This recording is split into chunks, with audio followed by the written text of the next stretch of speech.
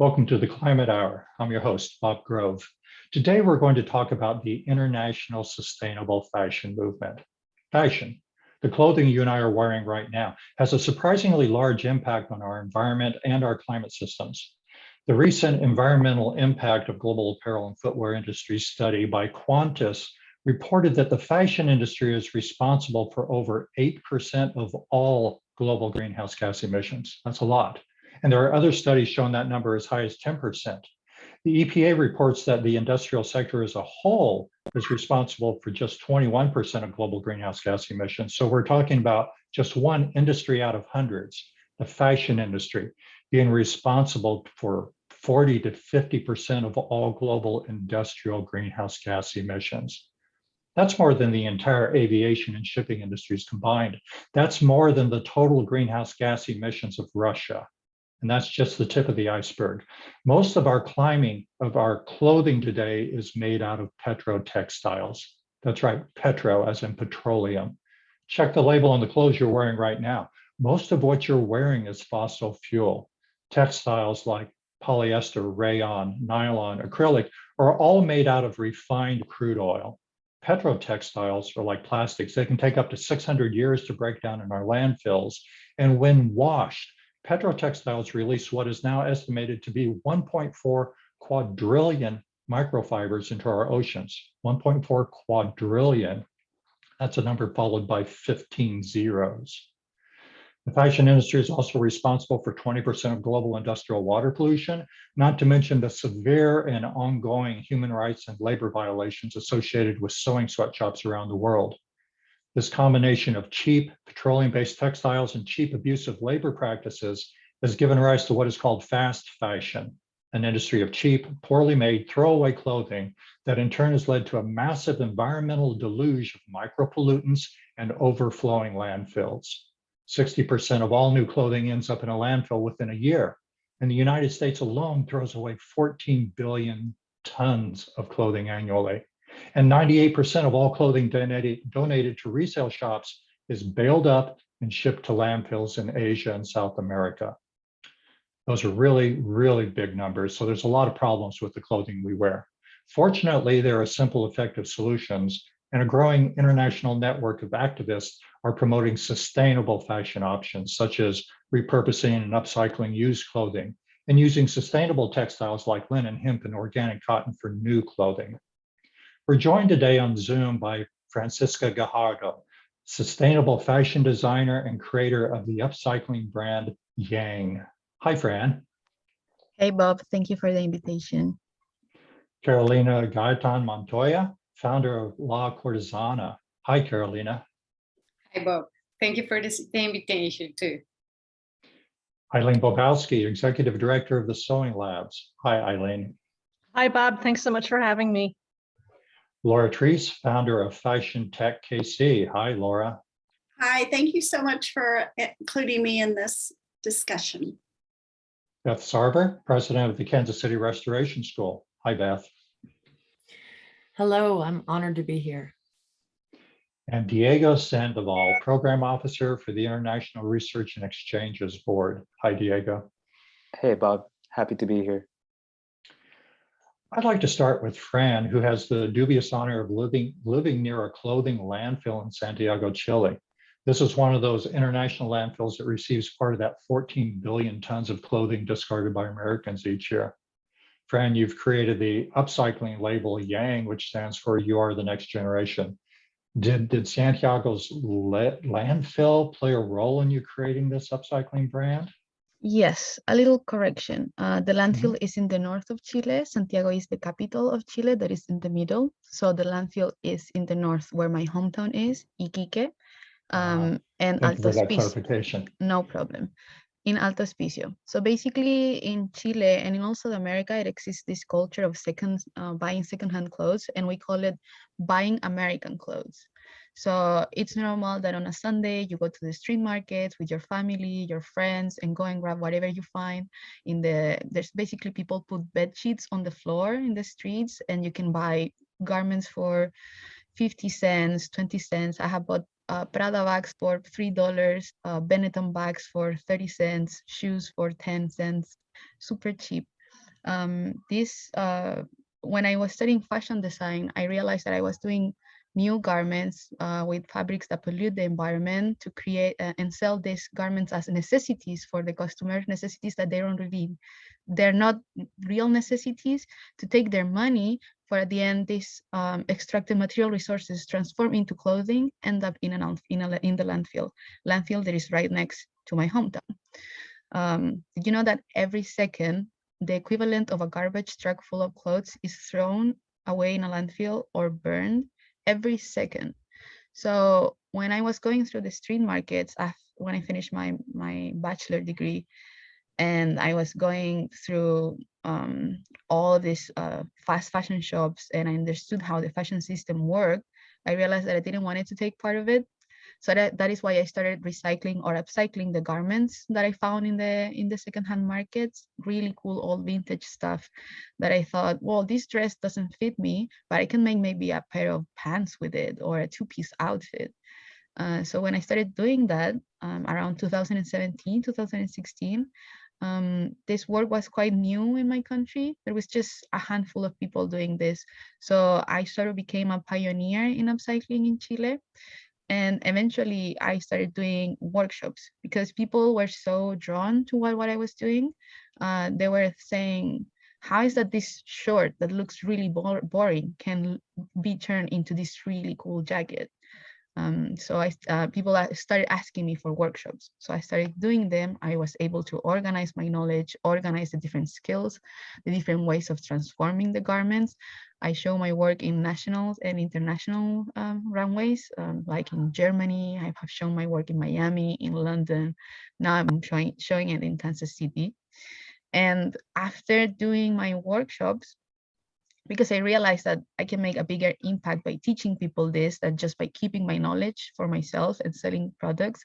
The whole goal is to expand this movement and to empower people by with this skill so they can do the same and follow the sustainable path.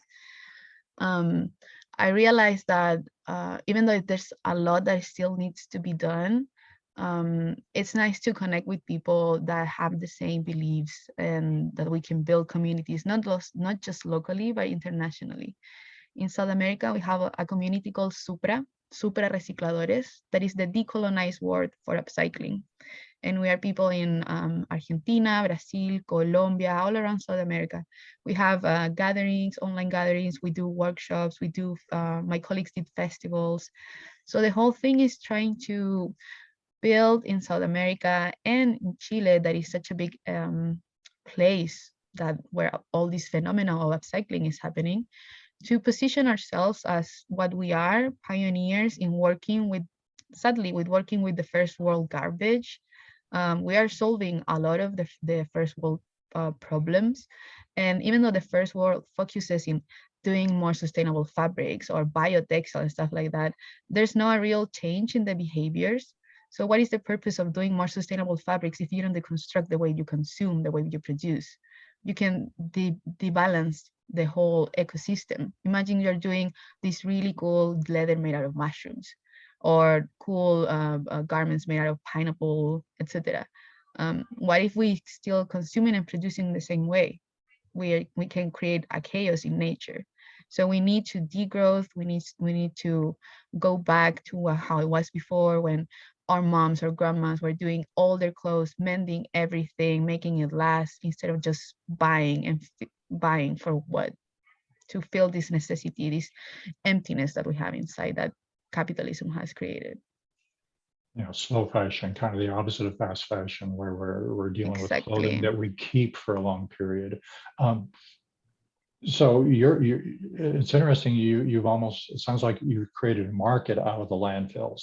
You talk about the American markets, and that's clothing that's been pulled out of the landfill and resold locally.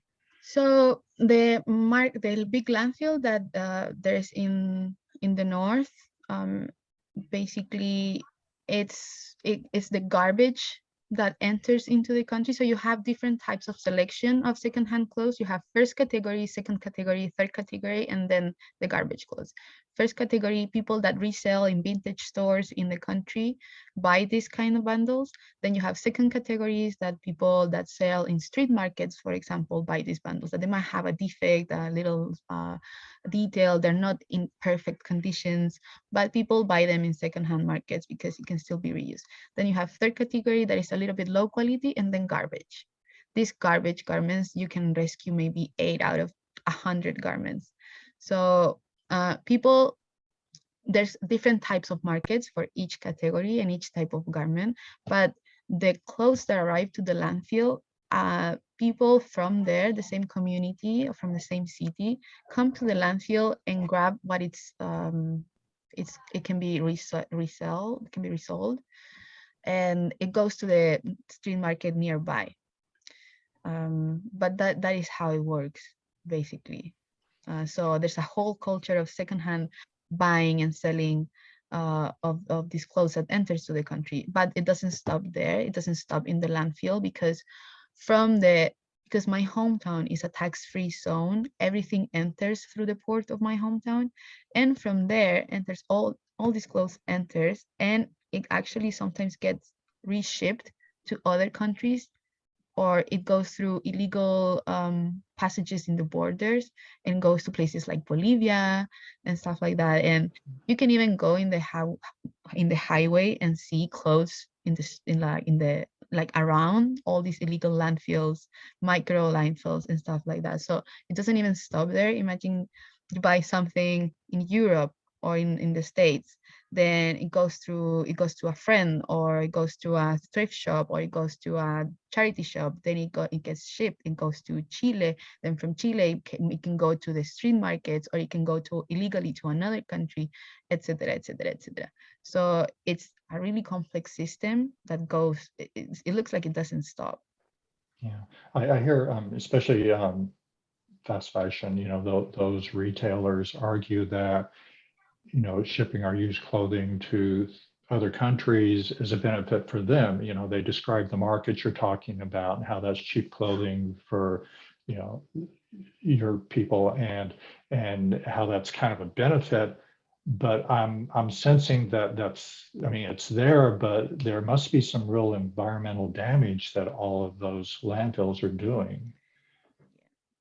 Do you have some sense? Yeah, so basically I visited the landfills, and like you said, most of the clothes are made from plastic. Plastic takes a long time to break down, and there's a lot of toxic chemicals because it's in the desert, it's hot. The clothes is always hot. There's a high risk of fires. I was there for 2 hours, and after 15 minutes my chest started to close because all the things that I was breathing there, and I got a rash in my skin because the second day I was without a protective suit, and I just jumped in the landfill, was like taking pictures of the tags that I was finding. Of course, I found like Nike, Ralph Lauren, Tommy, and H&M, etc. So I looked through, by looking all of these tags, my hand started to itch, and I started getting all this like weird rash in my hand that I washed it out, and I put some this disinfectant and stuff, and after an hour or two it leave me. But yeah, so it's quite toxic. It's damaging for the environment and for the culture as well, because these big brands, they kind of wash their hands saying this. They should be taking care of the end of life of the product. They don't know the impact that they're creating in the communities that their garments are arriving. And as well, yes, we can have solutions in our country because solutions come from locality and from the local problems. But is it okay that we are creating these solutions? It's not changing the root problem. Yes, we have local economies. Yes, women are able to buy these bundles. Women, men, everyone can buy these bundles and try to have an economic opportunity to grow and feed their families. But is this the right way? Maybe there should be more support from these brands or from the governments that are selling these garments to help the communities that are thriving with this to thrive better. It's the same way when a fast fashion brand comes to a third world country, subcontracts an atelier, a workshop, and it says, well, we're bringing you work. we're paying you a salary that before you didn't have, but they're exploiting the people and paying less of what they should be receive for a monthly payment. So it's super tricky when they say that. It's never, it's the way that it's the way to protect them, it's the way that they use to protect themselves, but it's mostly washing their hands from what they're doing. Yes, absolutely. You're talking about working conditions now. And Carolina, you live in Colombia, South America, and your company, La Cortisana, kind of addresses these sweatshop showing conditions by connecting individual clothing makers from around the world with buyers of sustainable fashion. I'm curious, are there sweatshops in Colombia? Yes, they are. We have a lot, and actually, there's not only in Colombia, but South America, Latin America, the Caribbean. There's a lot of huge manufacturers and small ones. So you started your company to kind of make a connection, and was it the sweatshops that prompted you to do that? What led you to start La Cortisana?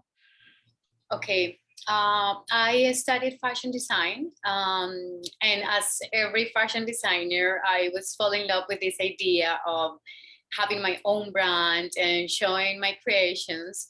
But while I was studying and when I created the brand, I discovered the real environment and ecosystem behind the textile products that we use. Not only for fashion, but for many things that we use daily. I found a lot of people, humans, doing the garments because we don't have a lot of information. We imagine there's machines there anywhere just making garments, and there's no even one machine that could make an entire garment in the market. There's no. You need humans to do it, and not only that, you need people prepared to do it for every specific product. So it's not the same people that make garments for babies, the ones who do it for women, special occasions, men, uniforms. There's this huge specialization of every single product in the industry. And I found these people when I was running my own brand, and I said, wow, I never imagined that the industry works this way. And a part of it, I found that most of the manufacturers were located in family homes. They were not in these huge manufacturers that we imagine, but from one home, there could be going out 1,000 of pieces per week made from a family.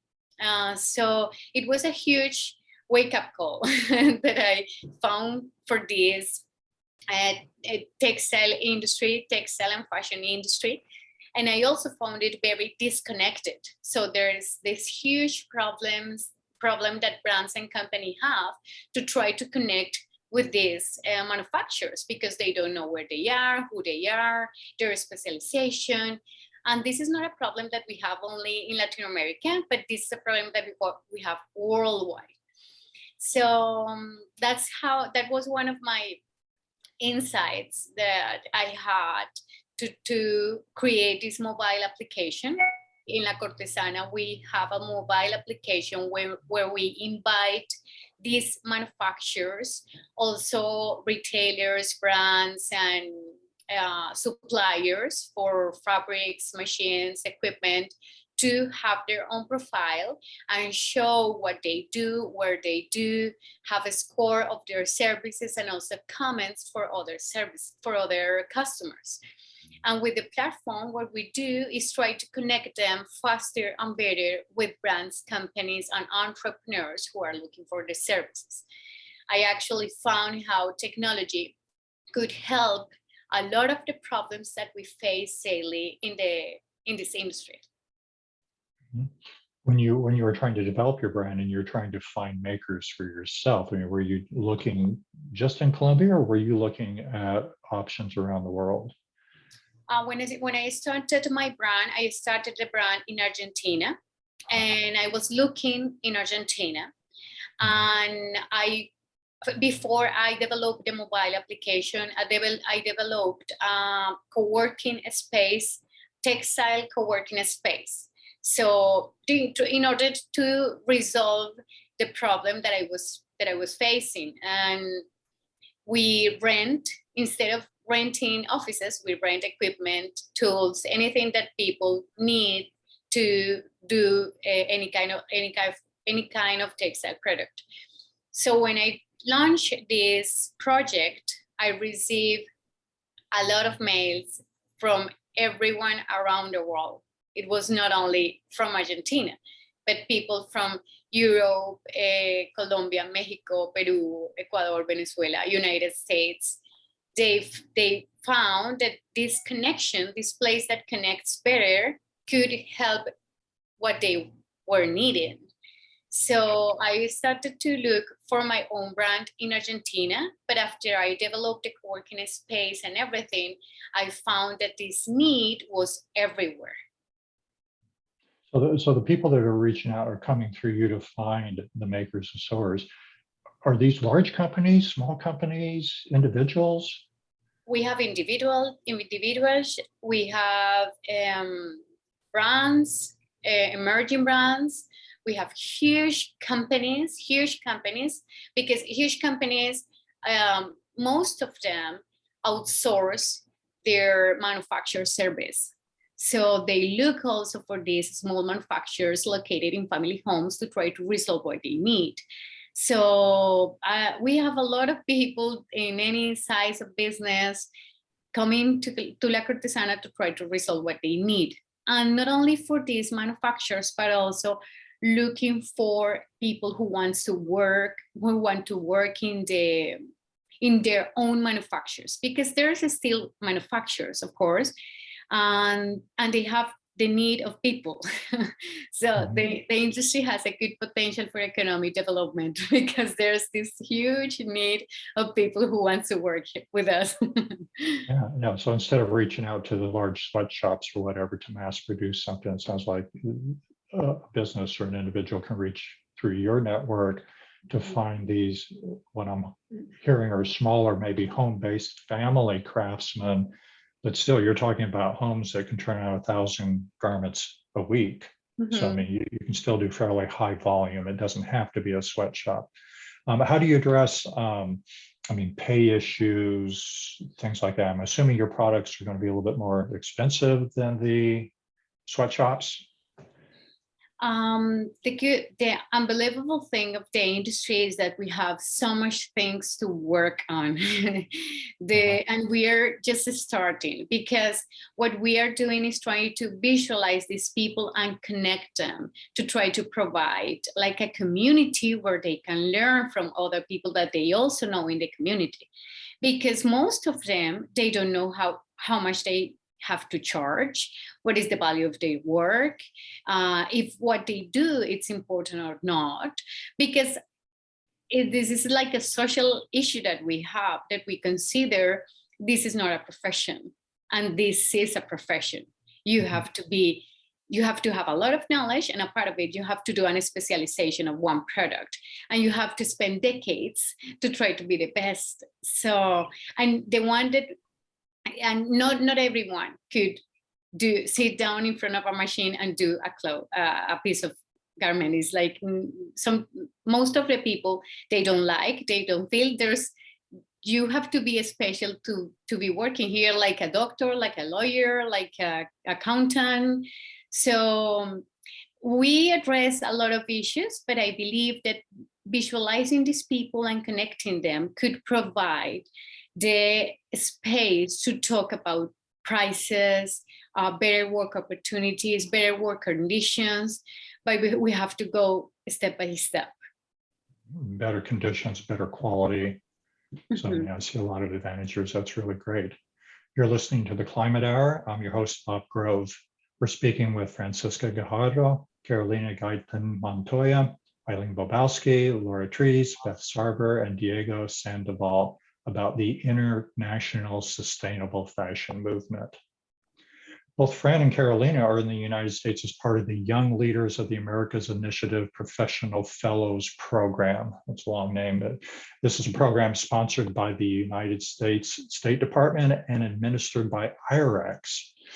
Diego, you're a program officer with IREX. Can you tell us how your program works and how that brought Carolina and Francisca to America? Of course, Bob. Thank you so much for the opportunity. Francisca and Carolina are two representatives included in our annual cohort, which is up to 280 entrepreneurs competitively selected across 37 different countries. And all those 37 different countries are just in the Western Hemisphere. So coming into the program, I didn't know the Western Hemisphere had that many countries, but we do an extensive search to identify young leaders such as Francisca and Carolina. And we do that effort to go beyond your typical top 5 universities in the capital city. We really try to go extensively in our search for these young leaders who might be in underrepresented communities.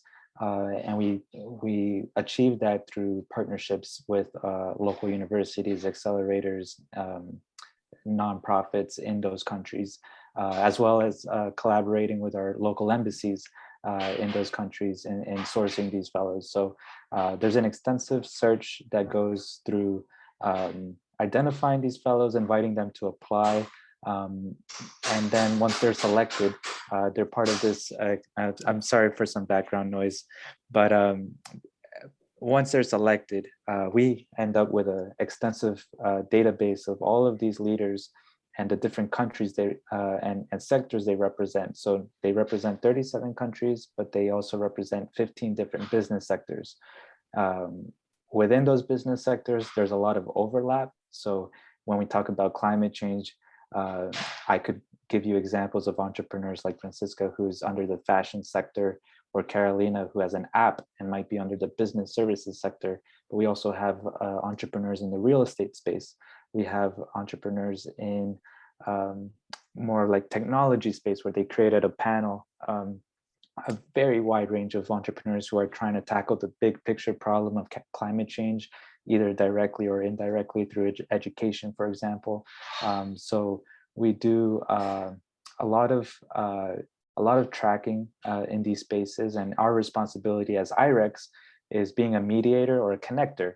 We really try to be the person to connect the dots between those countries and the United States. So when we see a profile like Francisca or Carolina, when they apply through the program, they apply not just with saying, hey, this is where my business is, this is where we're at, and we look at that. We actually look at the business and the entrepreneur at the same time. So when they apply, they tell their story, they tell who they are, where they come from, what are their aspirations, not just with their business, but what are their goals in the long term.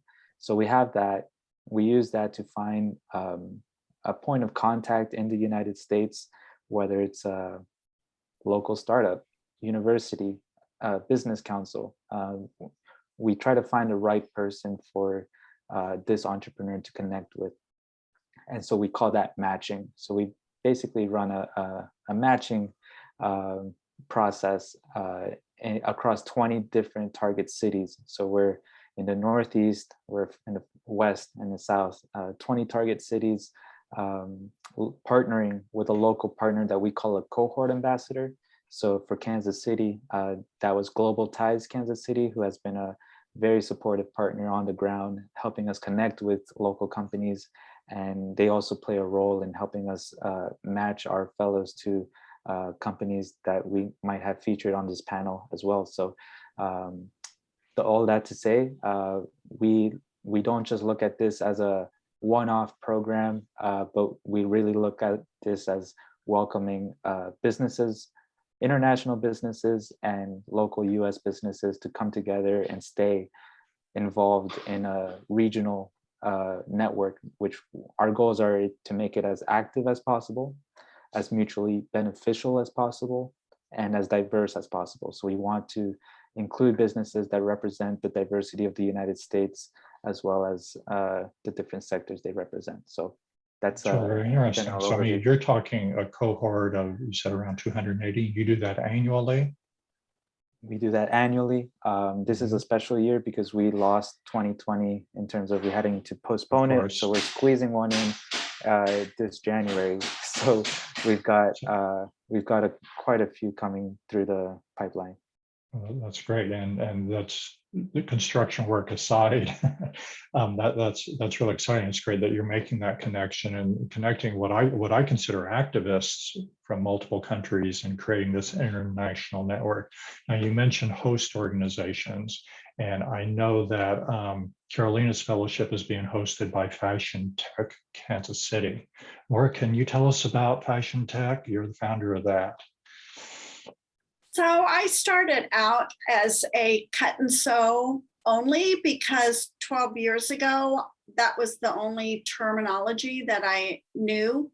And then as the years went by and I started learning about small batch manufacturing, I've learned a lot of content, how to market so that people understand what it is that I do. And over the years of helping people with their products, I learned that people actually need help from the beginning. They just might have a drawing on a paper, rough sketch to start the pattern. And so then I switched names to Fashion Tech a couple years ago because I got pattern software and to make things go faster. And everyone calls and says, I want a sustainable brand. And I always have to say, that's what I practice and I will try and that's the goal. Anyway, even if I am having to talk them into doing scrunchies out of the side scraps, anything to use up until it has to be pretty small for me not to come up with something that we can do with it. And maybe steering them towards dead stock fabrics, which are overstock, and there are dealers that only deal with that. And that way you're not using freshly milled textiles. But my business is based on helping people launch their sewn products. And it may be just an invention or an idea and not a garment. And I've had 5 people get approved to pitch for Shark Tank as a startup, not to go on TV, but as a startup to watch. I've had 3 clients get approved for their patents. So some of my clients don't have garments, they have items. And it's been fascinating to learn this process because this is not a degree type of business. It's not taught anywhere. Only people that focus on it do it. When you graduate with a degree, you are not taught how to launch your own product. And I just have been immersed in the Kansas City entrepreneurial world for myself, and then learned stuff from going to all of the, Million Cups and just different organizations, talking, having coffee, at lunches and lots of webinars, wherever I could find information that would help the process. And when I travel, and traveling on purpose to go meet other people in the industry and asking for a meeting with them so we could talk shop. This is what I'm doing. Do you have any advice? I've been told. You agreed to host Carolina, from Colombia. What kind of projects are you working on together? She said yesterday, there's a lot of people that come in and out. There is a lot of people that come in and out because we're starting from the ground up and they've got approved samples so that we can move forward, and products all over the board. I mean, Carolina, what are you learning? I mean, what are you learning, taking away from your visit here? Okay, a part of following and helping Laura with the work that she does here and how she helps small and big entrepreneurs to try to resolve their needs locally, which is a huge opportunity that we have to help this climate challenge that we have. A good part of this has been knowing the ecosystem, like me being aware about the ecosystem, fashion and textile ecosystem here in Kansas City. It has been wonderful to go to some local family home manufacturers and know how they are. They have, as it is in Latin America, their small manufacturers in their garage, and it has been wonderful to try to see brands and companies. Laura has been taking me everywhere that she could possibly take me to try to help me understand how the business work here. And it has been amazing because we work the same way everywhere. That has something that connect us very quickly and actually help us to be very conscious about that. If we have a solution, for example, Fran in Chile or me in Colombia, we could spread it to the world because there's the need everywhere, which is a huge opportunity. We are learning from this experience. Fran's fellowship is being hosted by the Sewing Labs. Eileen, do you want to tell us just a little bit about Sewing Labs? Sure, absolutely. Thanks so much. So the Sewing Labs is a local nonprofit. We're a welcoming, inclusive community teaching the legacy of sewing for employment, for entrepreneurship, and for enrichment.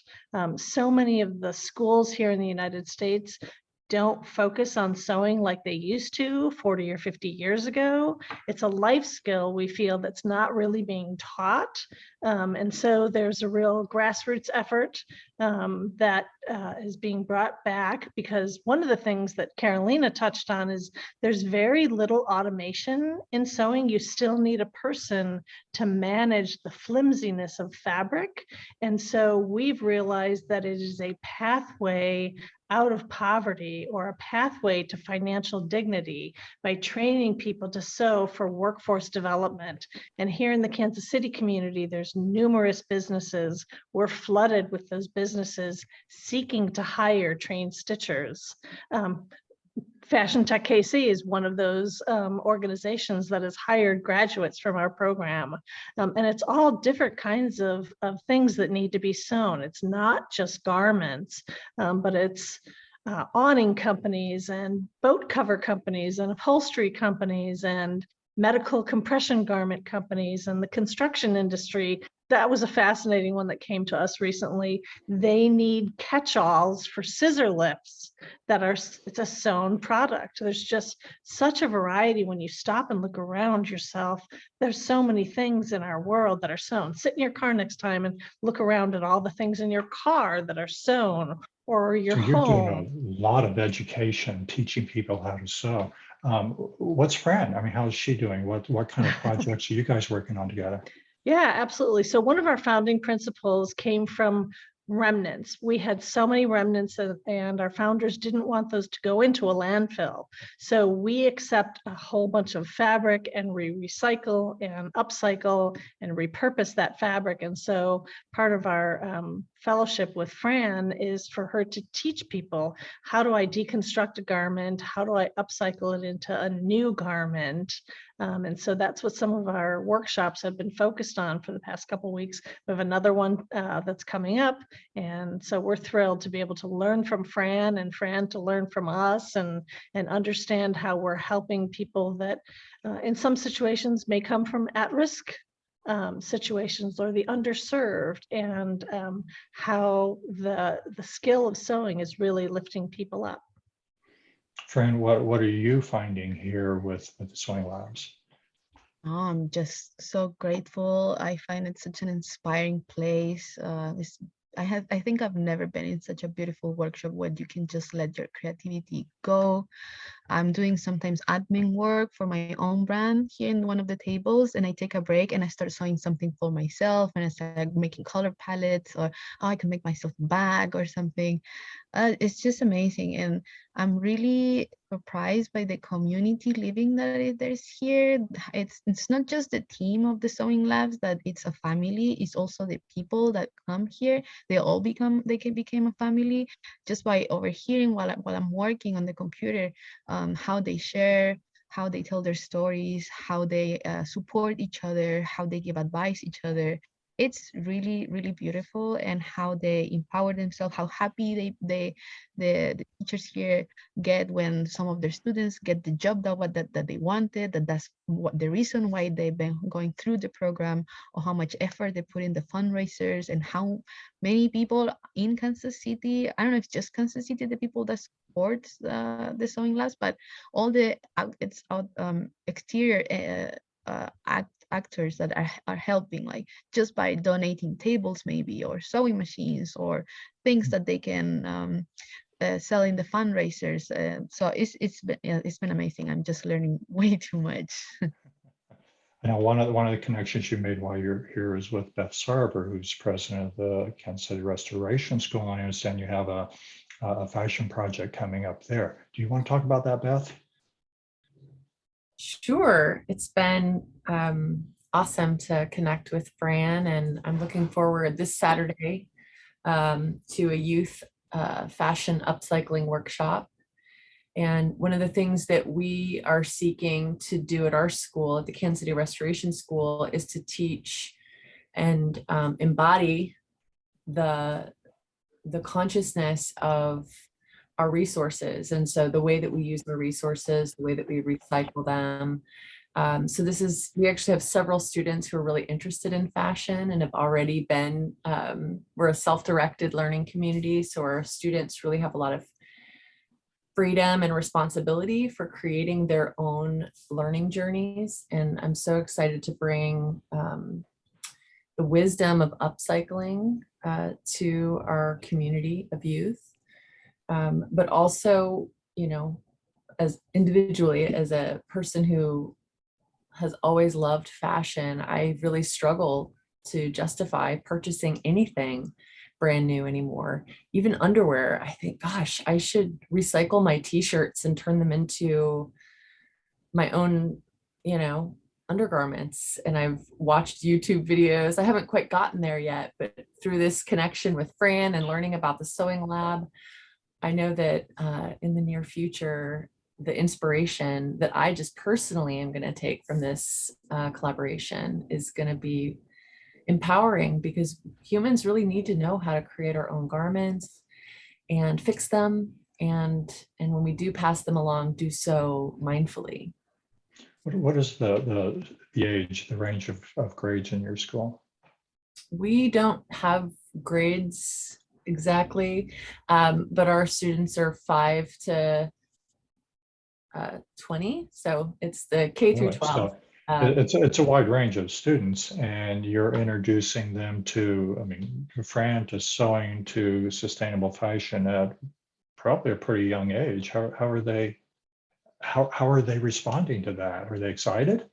Well, one of the little guys who's going to be with us, he's 5, and he is already a very fashion forward thinker, and comes to school with like a t-shirt with the arm cut off, turned into an armband, repurposing a pair of, you know, shorts into an off the shoulder top, just really innovative and creative. And, you know, when you're given a lot of freedom to express yourself, you create wonderful things. So I am very much looking forward to see what he creates. And his big sister is also very much interested in fashion. And then the others who come, we still have some space, and I'm just excited to see what emerges from this workshop. So, No, and this is just one component. I mean, you've talked in the past about your garden, you know, your recycling garden, all that kind of stuff. So you're looking at a lot of different aspects of sustainability within the school. Yeah, and I'm especially just listening to Fran and Carolina today, just thinking about just raising the awareness of the choice to purchase a new garment and what that choice does across the world. And then to get rid of that garment, to forget that garment, and to not worry about forgetting it because you have another one at home. And how much do we need? And there's just so many elements that really exemplify, you know, one of our core values, which is interdependence, and really understanding how it's all connected.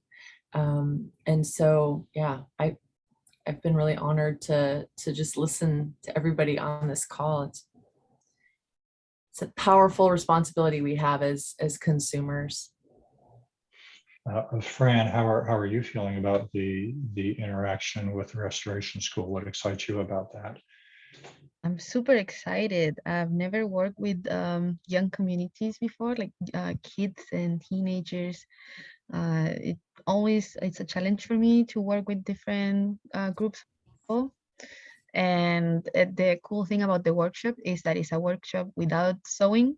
So we're gonna deconstruct with safety pins, we're gonna bleach, we're gonna work with paints in different blocks of it's 3 blocks. So I'm really excited to see how the kids relate to this idea of deconstruction or changing the aesthetic of the fabric or playing with the bleach. I'm pretty sure there are gonna be a few crazy things coming out of it.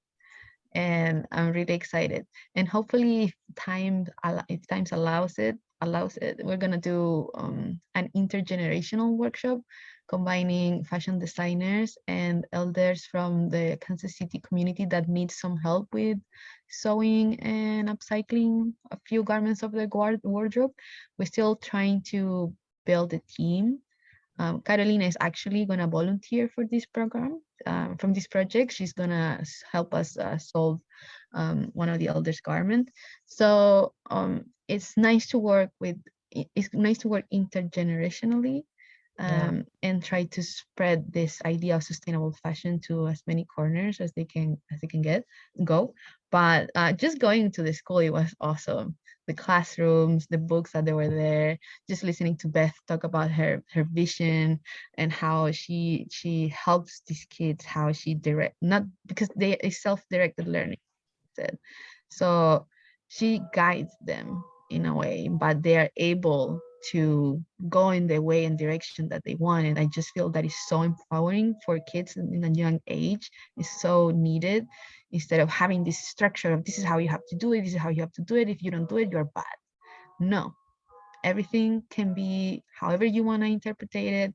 Just be persistent, patient, responsible, but be free to do whatever you want to learn or whatever you want to do. It's a new concept of education. I love it. Thank you, and I want to thank the Climate Council of Greater Kansas City for sponsoring this Climate Hour. The Climate Council provides educational webinars on sustainable fashion and other climate-related topics. You can learn more about them at climategkc.org. That's climategkc.org. And I want to thank our guests for joining us today. Where can our listeners go to learn more about your work? Francisca? Where can you find my work? Yes. So you can go to my Instagram account. It's Y.A.N.G, Y-A.N.G, but after each letter, there's a dot, and at the end, an underscore. Thank you. Carolina, where can people go to learn about your work?